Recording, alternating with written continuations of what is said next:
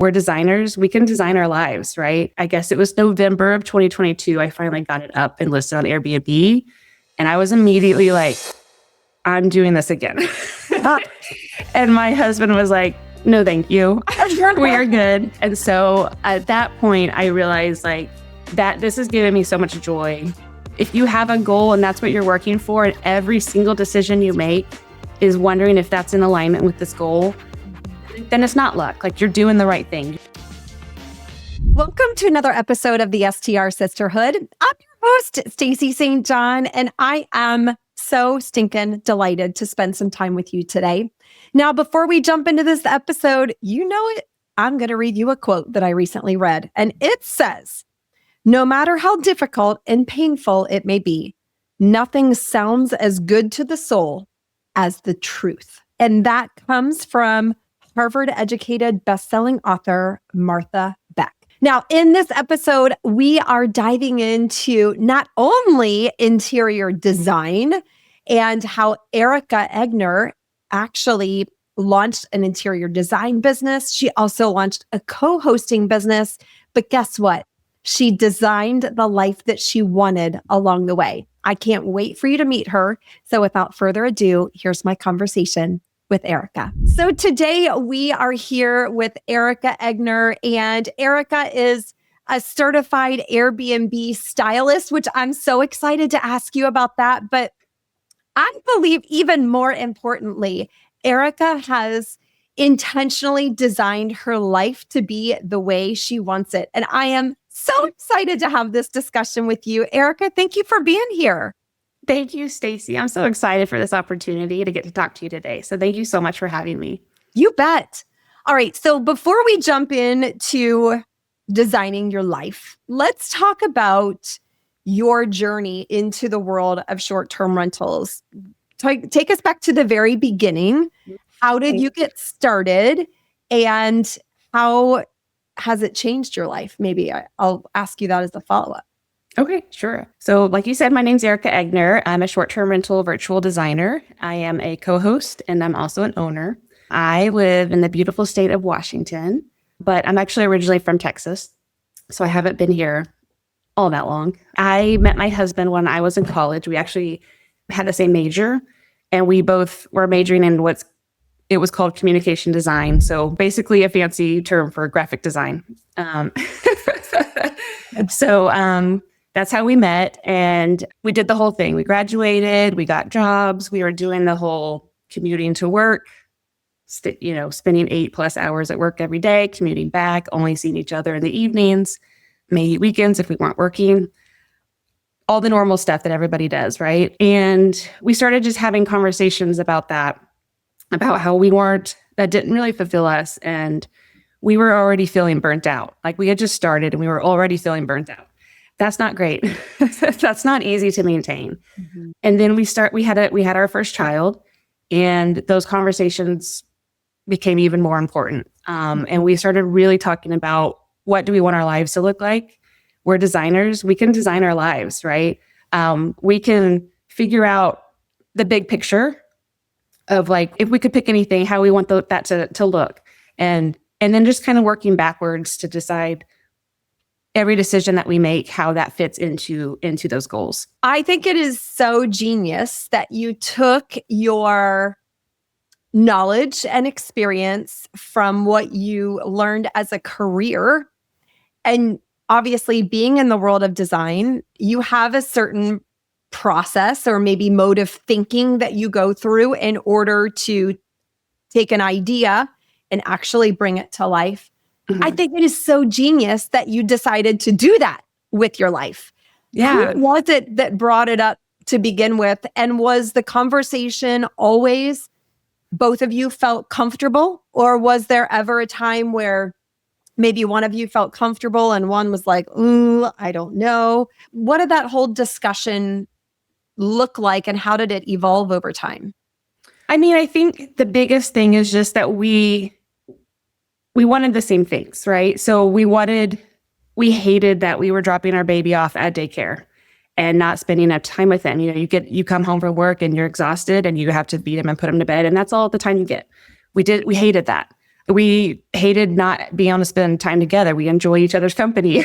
That's why we are together. And so that, that was always a disappointment. So really for us, the biggest things that we talked about were just having more freedom in our lives, having like autonomy over our lives and the decisions that we make and the time that we spend, having just more quality time together and having the time to have experiences in life. So to us, we are not motivated by money. And so like having like a big career is not really super important to us. It's more about that quality time and traveling and experiencing the world. And so with those kind of being like the big idea, it was just kind of working back from there. And so of course, it's not like it overnight, everything happened, right? You have to work towards it. So it was kind of at that point that my husband decided he was going to go back and get his MFA.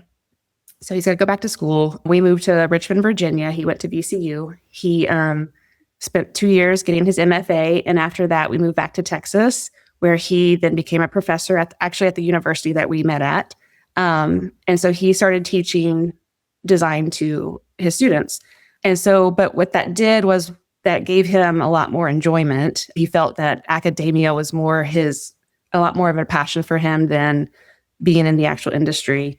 And it also gave him a lot more freedom of time. And so as a professor, you're not necessarily working 40 hours a week. Sometimes you only have classes 2 or 3 days a week. You have your summers off. So there's a lot more time that he had. And when we moved back to Texas, I was pregnant with my second child. And at that point was like, okay, I'm not going into an office anymore. I refuse. And this was 2009. And this was kind of before the whole remote work situation. Yeah, sure. It was a little on the early side, but I figured it out. I did it. And so I was able to work from home, have my baby at home with me, and just kind of be a little bit more flexible with my hours. And so that was those were the decisions that we made. Like I said, it took a few years to get there, but those were the decisions we made purposefully in order to kind of start to work towards that goal. And I know you mentioned that you're not driven by money, but let's face it, we all have to pay the bills, right? Exactly. Yes. So again, can you peel back some layers and help us understand the plan that you laid out that you worked toward? So was it, hey, I want to not go back into an office. I want to work from home. A lot of people have goals or have wishes or dreams, but actually making them come to life is a whole different scenario.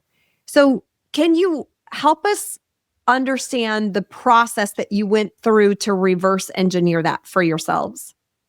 Well, as a graphic designer, working remotely is pretty easy, right? So it took a while to kind of find my place there. I stopped working for the company I had been working for, and I started doing freelance work. Okay. So that would allow me to have more freedom and be at home. What that doesn't guarantee is a regular paycheck, right? So with my husband being a professor, he had our insurance. He's getting a regular paycheck. So we have that. And that is important. And you're right. I know I said we're not motivated by money, but you're right. We have bills to pay. We need a certain amount of money. Yep. So I was doing the freelance thing. Some months were good, some months weren't. It wasn't always easy. And like I said, I had my baby at home, so my time was pretty limited as well. But eventually I ended up finding a freelance client that turned into a full-time job, but it was remote. And so I was still at home, not having to go into an office. And I worked with them so it kind of took care of all of it. It took that pressure off of being a freelancer. I had a regular paycheck again. And so that was really good for that time in my life. And so I did that. I was the creative director. It was a small marketing company, and I was the creative director for them. I worked there for about 6 years. In 2017, my husband and I decided we were ready for a change of scenery, basically. So that is when he got a job at Western Washington University here in Bellingham, Washington. And we moved our family across the country, and we have been living here ever since.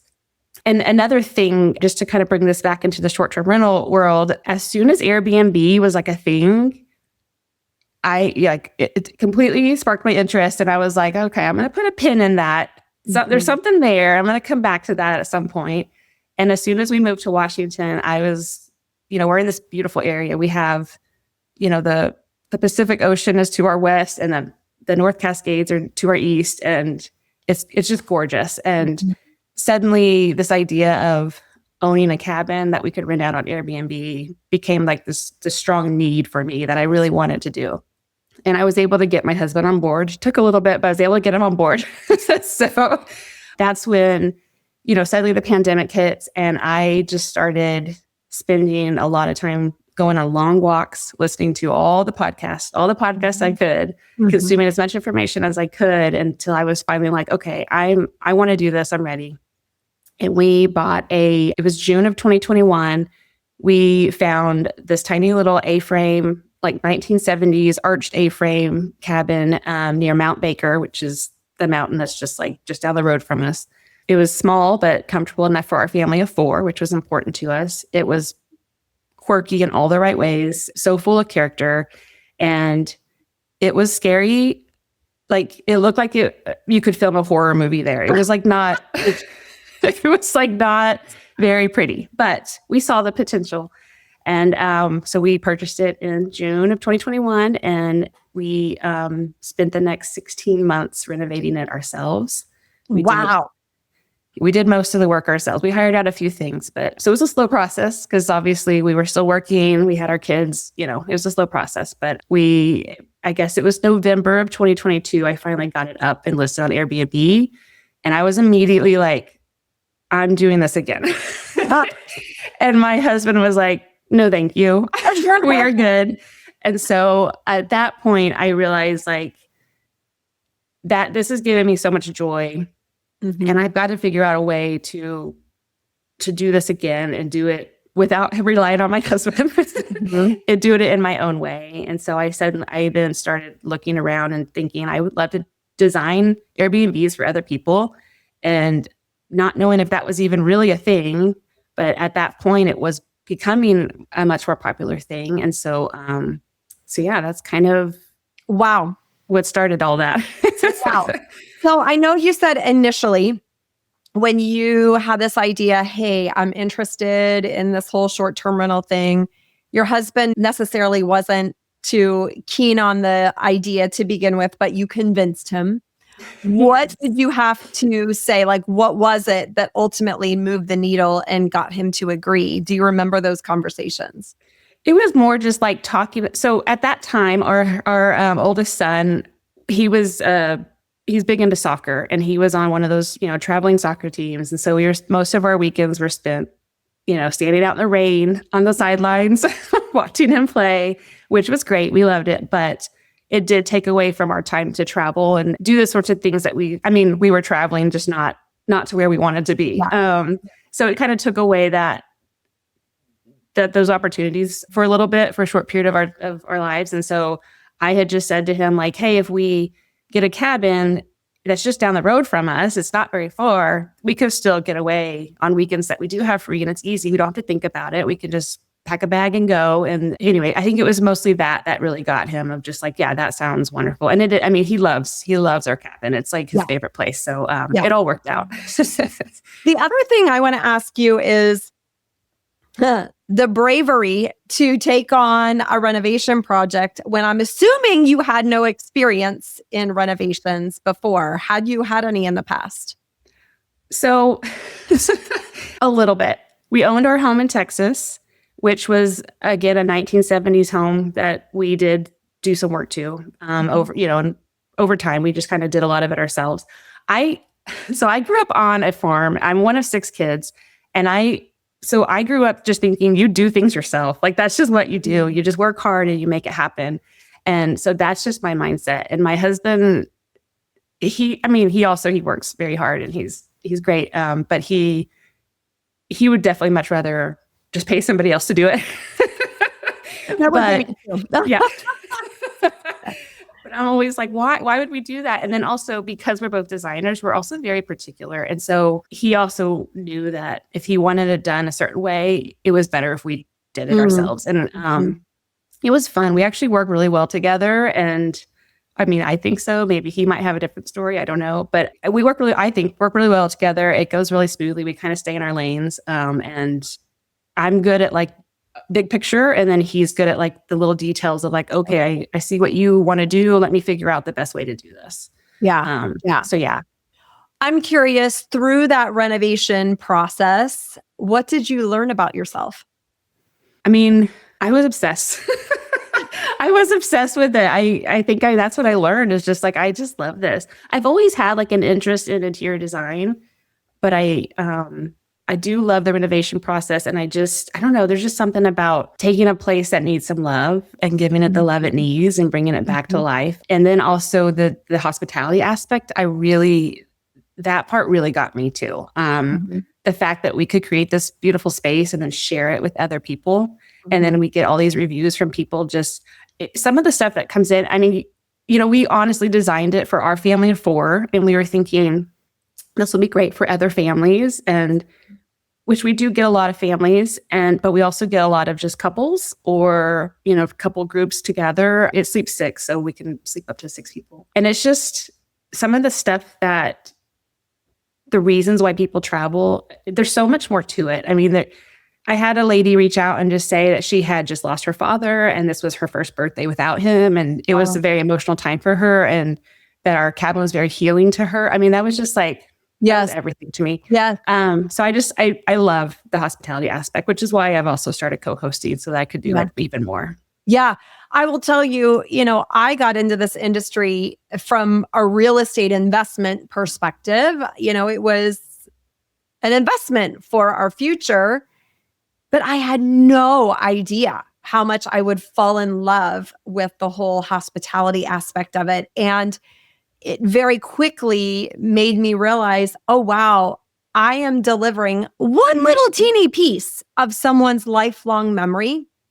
And that is something so special to hold on to. And one of my favorite things to do is to go into my properties, grab a glass of wine, and review the guest book. Just read all the guests, messages. I'm like, this is so amazing. It's really, really special.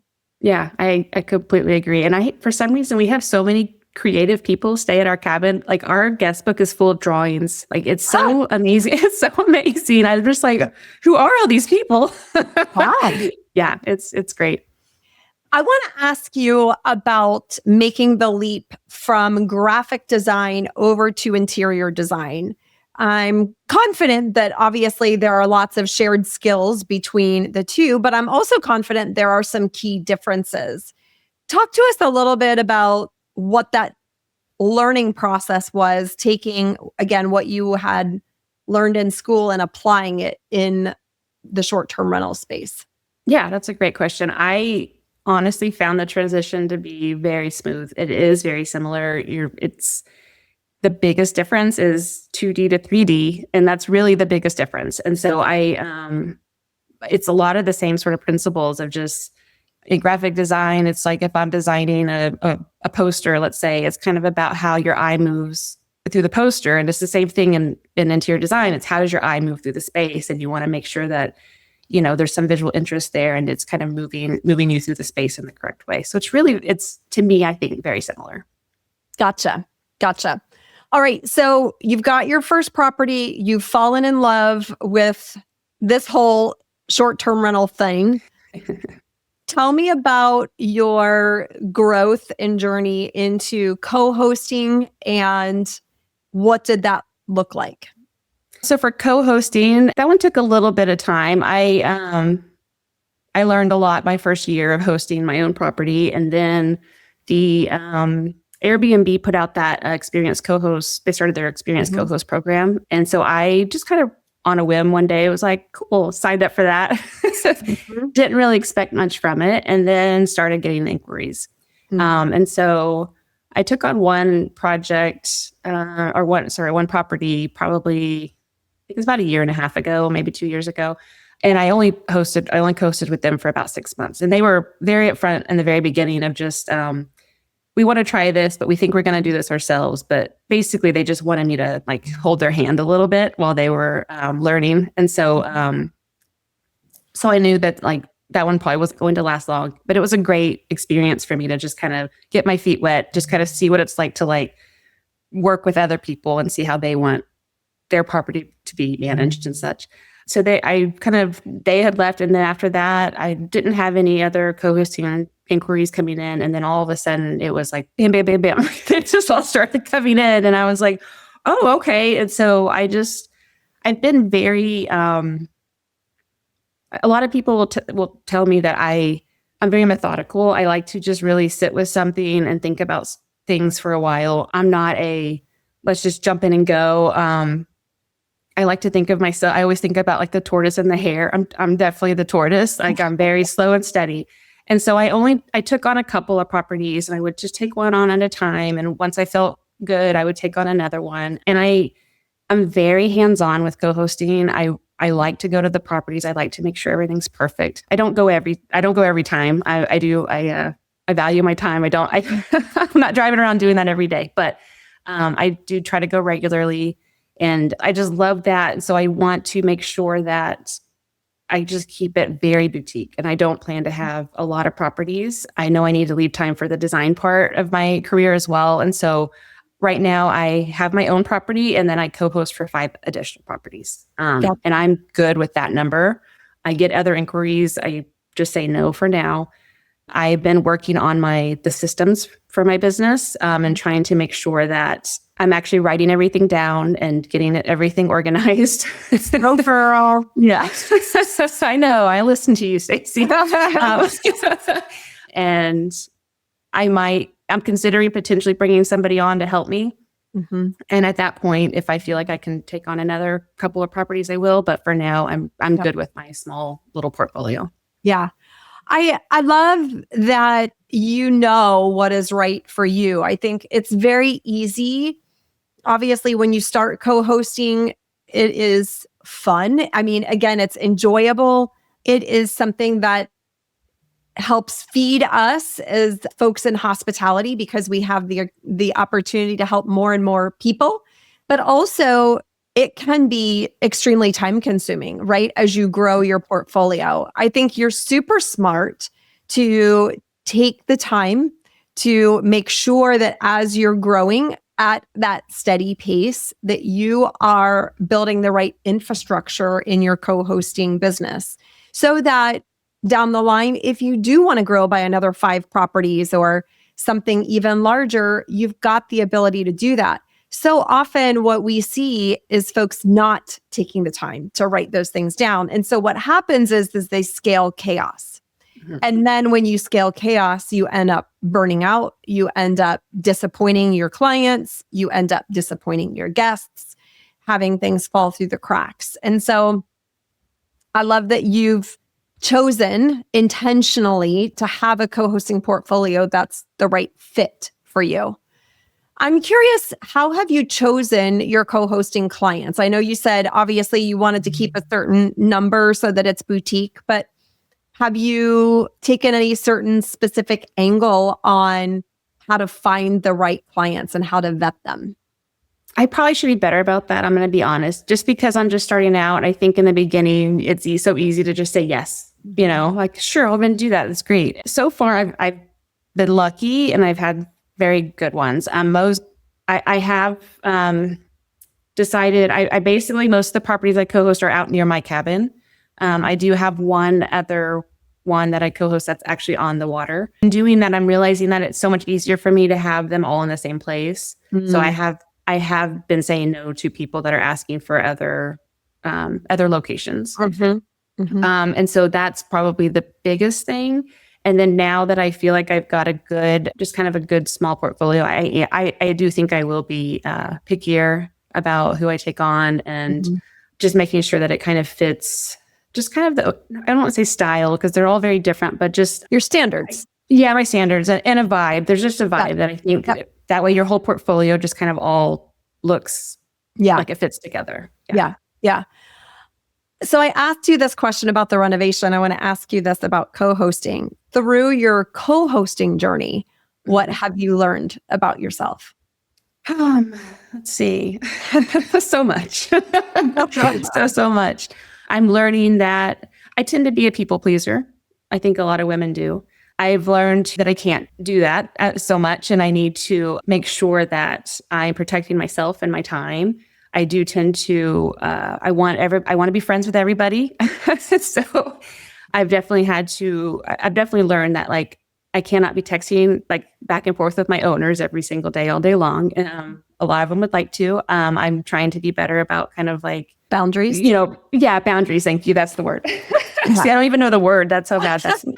But no, I think I am learning about how to have boundaries for myself. And also just that having those boundaries really makes you better at doing your job. And so you have to have them. And so I am learning that. Yeah. I'm curious, how did you recognize that you were a people pleaser? Because to your point, so many of the women I know, and I think we all are people pleasers to some extent, because in this industry, we enjoy making people happy, right? Mm-hmm. And so that feeds us. So I think naturally and organically, it can be very easy to be a people pleaser. What made you realize that? When I started making like, their time was, and what they were getting from me was more valuable than like myself. Like that's when I'm just like, oh wait, I'm not spending the time like going back to this design plan of our lives. Like I'm not spending the time with my family because I'm communicating about stuff that I really don't need to be. And I need to have like, just again, boundaries about that, maybe times in which I do respond to them. Just being better about that. It's just when I was kind of letting all of that kind of get out of control, I was like, okay, I am valuable. I am important. Like I need to take care of myself, and I can't always give everything to everybody else. I have to also take care of myself. Yeah. Amen, sister. You know, it's so easy to get past the point of no return. You know, we can't pour from an empty cup. And sometimes folks end up hitting that, okay, I'm on E and I'm totally wiped out and I have nothing more to give. And so I think it's really wise that you recognize that and were able to course correct that. Yeah. Super, super great. I want to pivot a little bit and ask you about your styling business or your design business, because I'm sure it goes hand in hand with your co-hosting business. Tell us a little bit about how you started designing for other people and when did that business light bulb go off? So, like I said, after I did all the design and all the remodeling of my cabin. I have, like I said, I always have had interest in interior design, but I never knew how that would quite fit into my life. And as soon as I did the short-term rental, I was like, that is it. That's it. Because it's not the same as residential. The clients aren't as particular because it's not their property. I mean, they own it, but they're not living in it. And so it gives you a lot more freedom. And again, I learned so much stuff doing my graphic design all this time of just all the different clients that you work with. Everybody wants to be a designer. Everybody wants to kind of put their touch on everything. You know what I mean? They do. They want. So I will tell you, I don't have dreams of being a designer, but I do enjoy designing my properties. Like I do enjoy it. And at the same time, I feel like I've got this love-hate relationship with my design because I'm not a designer by trade. And so I second guess myself. Right? Oh, yeah. It's just constant. So it's true. Like I do feel like there's some little part, again, I don't have a desire to be a designer, but I do enjoy that aspect. I think everybody likes to put their touch on things, whether they're realizing they want to do that or not. And that's totally fine. And I think it is just human nature that you would want to do that. But I do feel like in the short-term rental world, people are there's a lot of money involved. So there's a lot of investment. They just want it done, and they want it done correctly, and they want it done quickly. And so there's not, I mean, I got to knock on wood, but I feel like I've had the best clients. Like very little changes. Like it's just, everything it's just been so good and so fun. Yeah. So I've just so enjoyed it. But when I had that aha moment of like, okay, this is how I fit into the interior design world. This is what's right for me. does this exist? How do I do this? And I, again, going back to like finding podcasts and Facebook groups and all the things, that's when I found Paige Hayes of Hayes and Co. And she had just started a group called the Virtual Design Inner Circle. And I kind of stalked her for a while because I'm, it takes a little bit. You got to like gain my trust. Yeah. So I think I listened to her on your podcast and then a couple other podcasts. And then I was like, you know what? She's just legit. She seems super talented. She seems really nice. She just seems like she cares.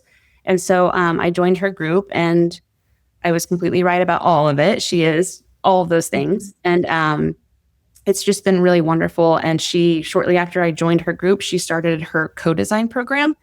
And that was just kind of her getting jobs and then kind of basically it's her mentorship program, right? And so she gets a job and then she brings you on to help her out. And so that's what I've been doing the past couple of years mostly. I mean, I've had a few of my own as well, but again, I've been slow and methodical, back to the tortoise, of just because I was so burnt out in my last career, I'm being very, very intentional about everything I'm doing right now because I love this and I do not want to burn myself out. And so I'm really just trying to like, okay, here's how I can keep a small co-hosting business while still doing a few design projects here and there. And so I'm figuring out that balance. And I'm now to the point where I'm like, okay, I can take on more design projects at this point. I've done like a handful a year for like the past couple of years and I'm ready to kind of grow that. But yeah, so anyway, I owe everything to Paige. Like she's amazing. She's phenomenal. She is truly a special, special soul. Love her dearly. All right. So I'm going to ask you the same question about your design business. What have you learned about yourself from having this interior design business? That I can do it. Like you know what I mean? You go into something with like imposter syndrome. I think that's pretty natural, right? And I'm not saying I don't still have it. Of course, I think we all kind of carry that with us for a while. But no, I can do it. I can legit do it. I'm proud of the projects that I'm doing, and I'm just so grateful. But yeah, I think I also just like we just talked about of just the easy transition from graphic design into this. It makes sense. But I'm surprised at how smooth it was. I thought there would be a little bit more of a learning curve for me, but new programs, that's easy for me. I've been doing that my whole life. I can catch on to things very quickly. And then just with Paige, like her systems are just exactly how I would do something. So like that's been really, really good. And so she has taken a lot of that headache out of the process for me of having to try to figure it all out because she has it all like. Absolutely. Yeah. This is something that I write about in my book, Live Big, where I call it knowledge hacking. So I believe that each of us can accelerate our growth, whether it is growing our businesses or just growing our knowledge and expanding opportunities by knowledge hacking. So plugging into other people's knowledge. So often, so many folks try to figure everything out themselves. Yeah. And this is exactly the approach I have taken in growing my businesses. I don't try to figure out everything myself. I intentionally go look for the people who I resonate with. And I see that they're, 2, 3, 4 steps ahead of where I want to be. Hey, plug into what they're doing, plug into their learnings, their mistakes, their experiences, and let them help you propel your business forward. What has that done for you to not have to figure everything out on your own? I think it took away from I give up. Like, you know what I mean? I think so many people do exactly what you just said of just trying to figure it out themselves. And then they don't go anywhere because it's too overwhelming. It's too much. And they just give up and they just think it's not for them. So that's what it's done for me. It's kept me going. Like I'm still going.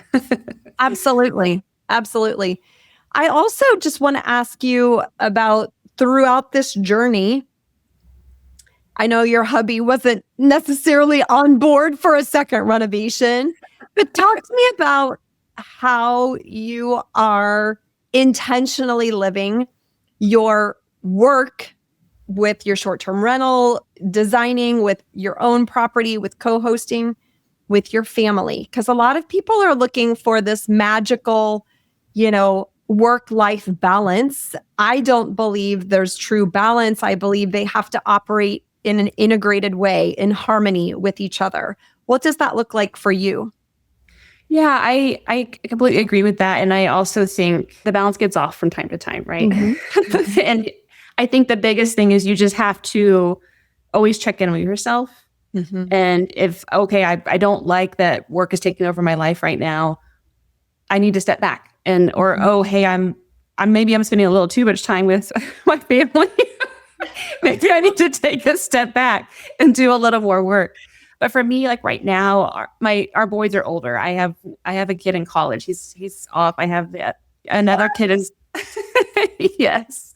My youngest is 16, so he's still at home, but he doesn't want me around as much. So it's like the guilt that we often have as moms, it's not really there anymore. Like so I don't feel that that's not holding me back, and I can I can put energy into the stuff that I love. And I feel like the timing of how this has all worked out for me has just been ideal for the life that we have wanted to live. That's amazing. I want to ask you, if someone is listening and thinking, oh, it sounds so great to be intentional with designing your life and doing the things that are important to you, but Erica was just lucky. What say you? There's a lot of times where I do think, wow, man, we really lucked out. Things really worked out. But when I really stop to think about it, I'm like, no, we literally, if you have a goal and that's what you're working for, and every single decision you make is wondering if that's in alignment with this goal, then it's not luck. Like, you're doing the right thing. And when you're with your partner and you're both working towards it, like, you keep each other in check. Conversations all the time of like, my husband he's a professor, but he also does freelance work from time to time. And his freelance stuff has gotten out of control. And we've had lots of conversations about, okay, he needs to pull back. And is that okay? Is that fine if he pulls back? And so just because you kind of get some things working out, it's just like in a relationship, you're always working at it. You're always trying to make it right. And things change, your life changes, your needs change. And it's just a constant checking in. Yeah. But I don't, maybe luck has something to do with it. I don't know, but I don't believe it does. Okay. I was like, maybe it does. You're like, oh gosh, where's she going with this? No, I don't believe it does, because when we have our daily actions in alignment with our goals, the things that are important to us, when those are aligned, that is exactly how we reverse engineer what it is that we want. What happens so often, again, is people will come up with goals or wishes or desires or dreams, and they say they want all these things, but they don't actually do the things that is required to make them come to life.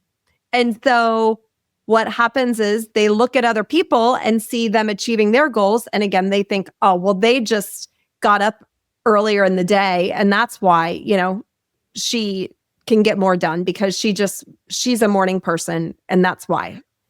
I am not a morning person. I've had people say that to me. I am a morning person. I know you get up early. Well, I mean, I do get up early, but it's not because I just get up early. Yeah. I also think, again, it's easy to look at other people and judge, measure yourself by someone else's ruler. I did that for years. I did that.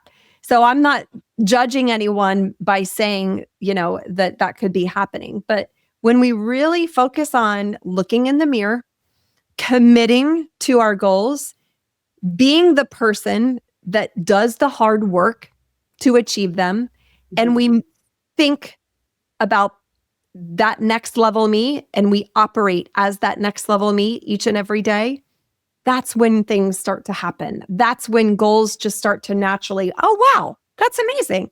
I had a goal last year of taking on X number of properties, and lo and behold, yep, that's exactly what happened. The stars start to align, but it's not random. It's absolutely not, I believe. Yes. No, I agree. I agree. Erica, I want to move to the lightning round. Okay. So I'm going to ask you a few questions, just ask you to answer with the very first thing that comes to mind. Okay. First question. Ready. Where is your favorite place to vacation? Okay. So I don't have favorites of anything. What? I don't have a favorite food. I don't have a favorite child. I don't have none of the Well, favorites. I mean, you don't have a favorite child. I mean, just saying. So we don't ever vacation in the same place. We always go somewhere different. Okay. Yeah. So I can't, that one, I Okay. don't know. Well, I can say it. I can tell you a place that I've been that really shocked me that I really, really enjoyed. Okay, let's do that. We went to Poland, and that was like an amazing trip, and I highly recommend. Really? I don't think you hear people say it, so I'm saying it. Like, Poland is amazing. Yes. And what surprised you about Poland? Like, what was it that you're like, this place is so freaking cool? Well, I think part of it. So my husband, he's a designer, and he had designed some posters, and they were part of his exhibit. So that is why we went. And so the people that were running the exhibit actually were our tour guides. And usually my husband and I are like, we just kind of want to do our own thing. We don't, but we just kind of let it happen. And they were the nicest people. They took us to all, so many places. They were took such great care of us. And I think that's a lot of part of it, but it's also just beautiful. It's just a beautiful country, and the people are so wonderful. And I don't know. That's a trip that sticks in our head of just being very memorable. Very cool. Very cool. All right. Next question. What's one place you've never been that you want to visit? Okay. That one's easy. It's funny because I'm not a beach person. I'm really not. I know you are. Hey, I thought I liked girlfriends. Right? All I think about is I'm pasty and I'm going to burn. But anyway. It's all good. I really want to go to Bali. That's been on my bucket list, and it will happen at some point. My husband and I talked about going for our 10th wedding anniversary, but that's when we were moving our family across the country. So that didn't quite work out, but I'm going to get there. Okay. I love it. I will be glad to carry your luggage when you go. Okay. Perfect. Sign me up. All right. Next question. What's one thing you know now that you wished you knew when you were starting out in the world of short-term rentals? I would say that there's not one right way to do things. I think I think like we were talking about, knowledge hacking. I think it's great to learn from everybody else, but everybody comes from different backgrounds. Everybody has different reasons for why they do what they do and how they do what they do. So I just think it's good to always remember that if it works for you, then it's the right thing to do. And regardless of what everyone else is doing, it just has to work for you. Amen, sister. I get very frustrated with all the online gurus that say, you have to do it this way or you're doing it wrong. Yes, me too. I think that is irresponsible, actually. Irresponsible. I agree. And that's all I'll say. Yeah. All right. Next question. What's the best piece of advice you've ever been given? This one probably sounds like duh, of course, but I have to remind myself of this all the time, and I'm wondering if you do too, but to get it out of your head and get paper or on the computer or whatever it is, get it out of your head. And as I get older, I'm like, my memory is not what it used to be. It takes the stress. It takes so much stress off of you without you even realizing that you're carrying so much around just in your head. And to get it out just makes a world of difference. Amen. Amen. Every morning I, journal in my 90-day momentum maker. I do my gratitude practice. I do my affirmations. It helps so much. And I wrote the daggone thing. Okay. The book, the guide, I do it every day, but still there's a part of me that wants to, the subconscious thing that's just like, no, just start working. No, just start doing what you need to get done. And so taking the time to get it out of my head is very intentional. And sometimes it's harder, when we've got a lot of things in our head to actually take the time to get it out. But you're right. Yeah. Makes things so much easier. Yeah.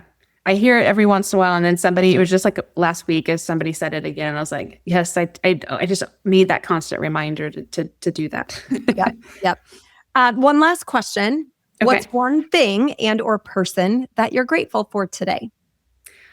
Okay, I love this. So I just got back from a conference in Vegas, and at that conference, so I told you I'm part of Paige Hayes' virtual design inner circle, and I've been a part of that for a few years, and so I've known a lot of the ladies in that group for a while, but have never actually met them in person.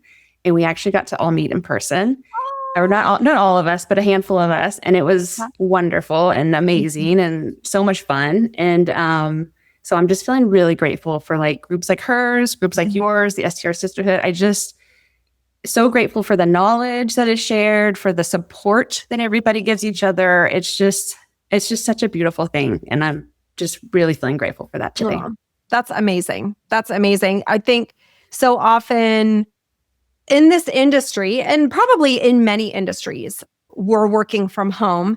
It can feel really easy. It can be really easy to feel like we're operating on an island, right? Yes, and absolutely. So having community is everything.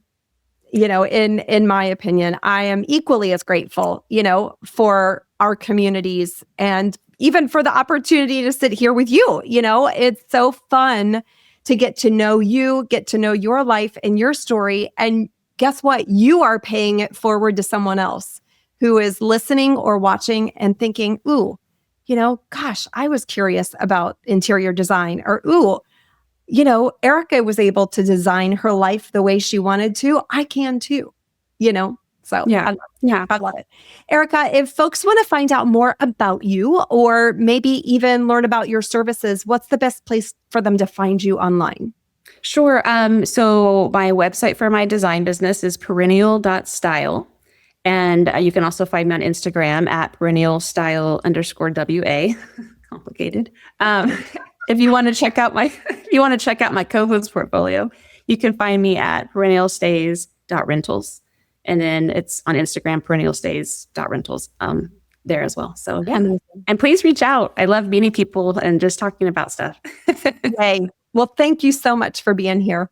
Yeah, thank you so much. I appreciate it.